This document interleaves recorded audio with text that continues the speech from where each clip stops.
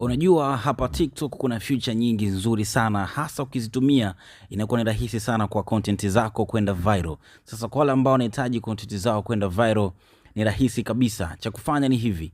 Nenda hapa kwenye alama ya kujumlisha, ukishabonyeza alama ya kujumlisha, kutakuja hapa chini kabisa kuna hii hapa AI self post na create. Sasa nenda hapa kwenye create. Ukishabonyeza create, hapa juu kuna hii AutoCut. Kuna posti moja ambayo niliposti hapa, watu wakasema kwamba hiyo AutoCut hatuioni. Sasa hii ni njia nyingine rahisi kabisa ya kuipata hiyo AutoCut. Ukishaenda kwenye creative hapo, ukiwa unataka kuposti kitu chako, nenda kwenye creative, then hapa juu kwenye hapa katikati kuna 1 2 3 na hii sehemu ya 3 hapa karibu na katikati hapa kuna hii AutoCut. Ibonyeze. Tumia hii feature itakufaa zaidi. Nenda tafuta picha zako kadhaa kama picha 3, 4, 5 hivi, 6 na kadhalika.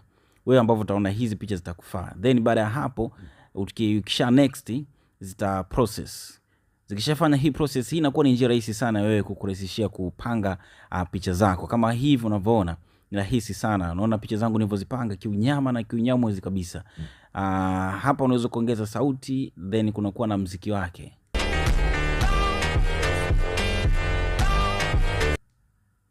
Lakini pia unaweza kubadilisha muziki hapa juu hapa.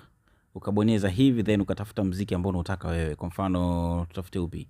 Haya, twende kwa Lolua, kuna Harmonize na nini kadhalika. Kwa hiyo ni rahisi kabisa.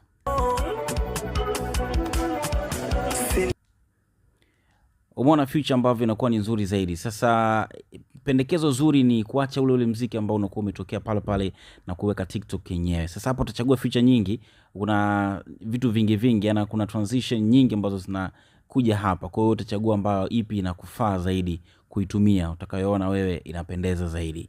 Alafu baada ya hapo utaposti kwenye stories. Hakikisha unakuwa unaposti story baada ya muda kadhaa. Ama usichukue sana muda mrefu kuposti kwenye story. Story pia ni moja kati ya sehemu ambayo ni nzuri sana kwa wewe kukusaidia account yako kuwa active na kuonekana zaidi kwa watu. Kama unafanya content inakuwa ni nzuri zaidi hasa ukiwa unaposti pia kwenye stories. Lakini pia unaweza next kwa ajili ya kuposti kwenye posti zako za kawaida. Hivi ndivyo ambavyo nimetaka kukuambia kwa siku ya leo. Kumbuka ni siku special na mwaka ndio tumeanza vizuri kabisa. Shout out kwa wewe ambaye tayari umeshanifollow na kunifuatilia vizuri zaidi, lakini dondosha comment kwa chochote ambacho unakitaka. Share na watu wengine pia waweze kupata taarifa na unyama kama huu, lakini vile vile pia unaweza ka save kama utakuelewa kwa sababu mambo ni mengi na una scroll sana, basi save afu baadaye pia itakusaidia kama utahitaji kurudi kuangalia kipi ambacho kilitakiwa kufanyika kama utakuwa umesahau. Shout out sana. Till next time, have a good day. Bye bye.